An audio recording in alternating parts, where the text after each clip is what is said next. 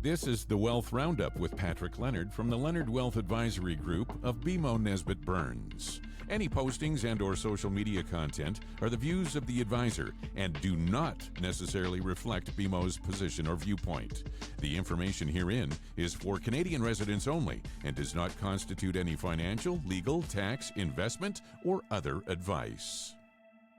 Welcome to the Wealth Roundup for the week of October 1st, 2025. Patrick Leonard from the Leonard Wealth Advisory Group of BMO Nesbitt Burns. October already, Patrick. Here we go. The home stretch, Terry. The home stretch. The leaves are turning, and we're already starting to practice writing 2026 so that we're not screwing that up as we roll into January.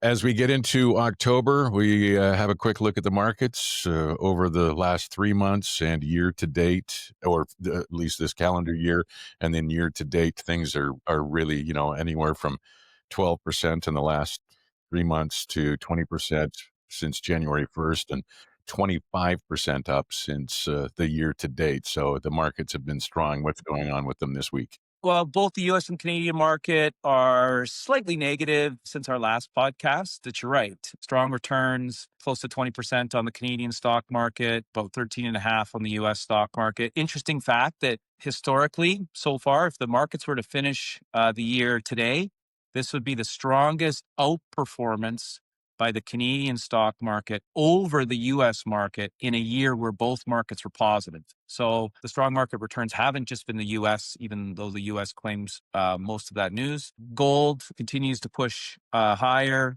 again, up for the last week. Gold sitting at about 14% year to date. Now, Bitcoin down for the week, but even Bitcoin still up 21% year to date. So kind of really strong right across the board.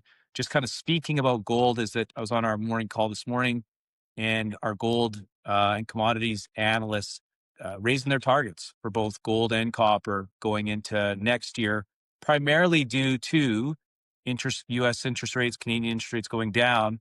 But with those U.S. interest rates going down, probably seeing the U.S. dollar weakening a little bit. And so that's always really supportive of commodity prices because most commodity prices are priced in U.S. dollars. Speaking of U.S. dollars, the U.S. government, so much hinges on what they do or don't do. Shutdowns, new tariffs, and of course, everything that happens on a whim with the current president. What do you have as far as insight as far as that is concerned? So, something that was pointed out to me today just was a news clip that was put out by JP Morgan. There's really kind of two of these things. I never really kind of put this together, that there's this government shutdown issue, and then there's this debt ceiling issue. And they both kind of freeze out the U.S. government temporarily until a resolution comes up. But call it the source code for each is different.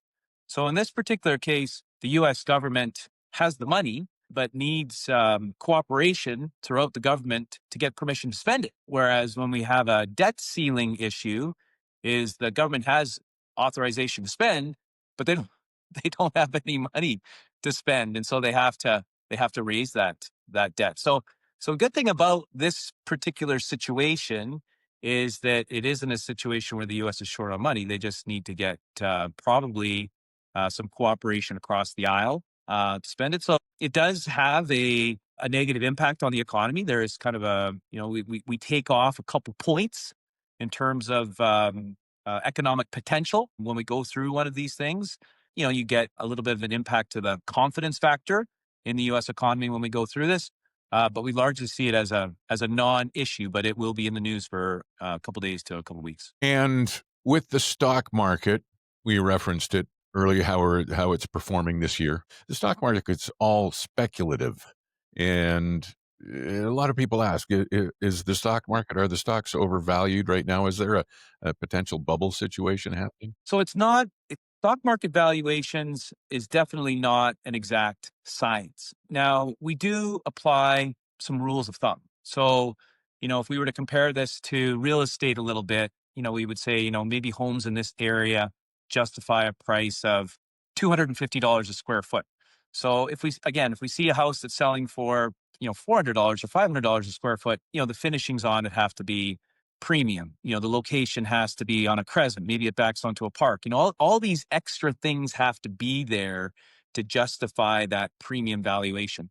So when we look at stocks, we try to come up with comparables. And so if we were to take an example like a bank stock like TD, and we take a look at where TD is trading today, we would say that TD's stock price is trading at almost 13 times what its earnings are.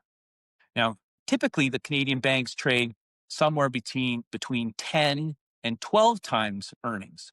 And so we'd say, okay, right now, TD stock is trading at a slight premium, but not excessively overvalued. So we have to justify that. We have to say, okay, well, what historically have the Canadian banks or TD done specifically that would allow them to be rewarded that extra premium on it? Just like with a house price per square foot.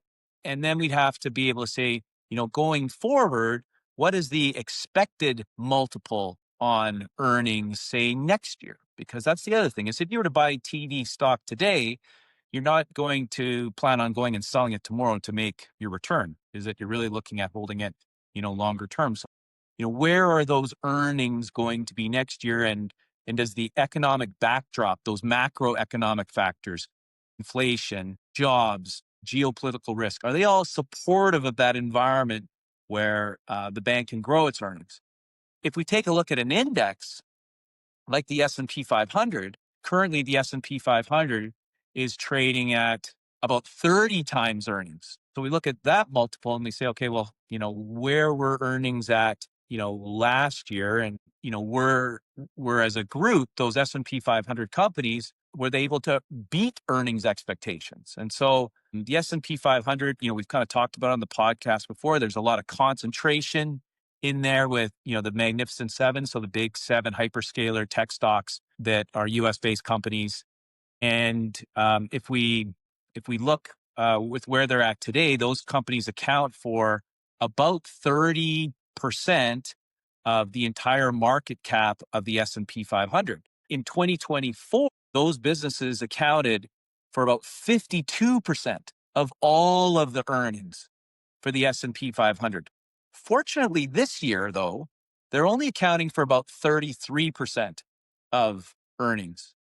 So some would look at that and say, well, that's a negative on the Mag 7, but Mag 7 earnings have been good. What the storyline is that's appearing is we're seeing this widening. We're seeing more US companies contributing to those overall earnings of the S&P 500. So that widening would suggest that we're seeing more participation, more businesses finding ways to increase their net profits. So that would be a positive takeaway, but certainly something to still kind of keep an eye on is how consistently are businesses meeting or beating their expected earnings. And I think that's really the news item to continue to watch. And so this is why when, a major business, a constituent of an index like Nike comes out and will tell us what their earnings were to the quarter, and then they'll give us some guidance.